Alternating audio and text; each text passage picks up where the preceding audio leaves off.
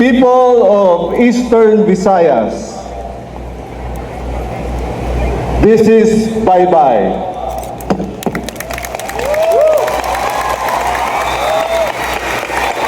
Welcome to our city. Welcome to our home. For the next 6 days, Baybay will be your home and playing field. Among the finest athletes, only the best and true champions will prevail. For the next 6 days, may you make new friends, learn, and enjoy your experience in Baybay.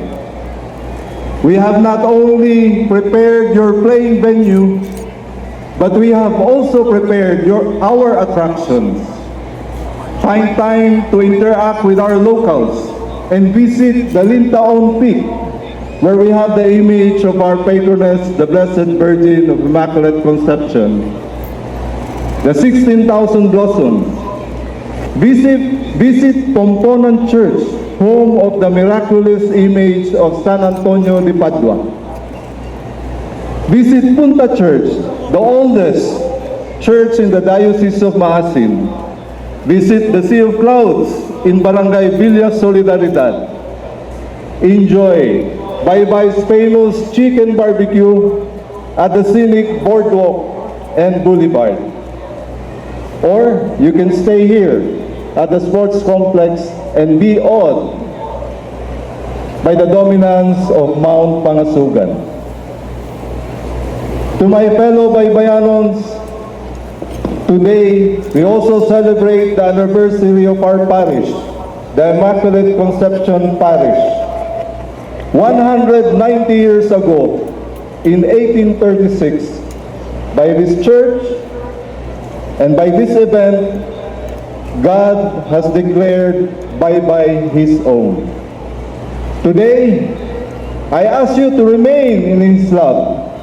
Strengthen our devotion to our patroness, Our Lady of Immaculate Conception, to keep us united and progressive. At this point, let me thank Congressman Carl Nicolas Cari for the support to complete this complex. Governor Carlos Jericho Pitilla, the Sangguniang Panglungsod members of Baybay, Vice Mayor Ernesto Botawan for the support and all the resources needed in making Eastern Visayas Regional Athletic Association meet this year a successful one.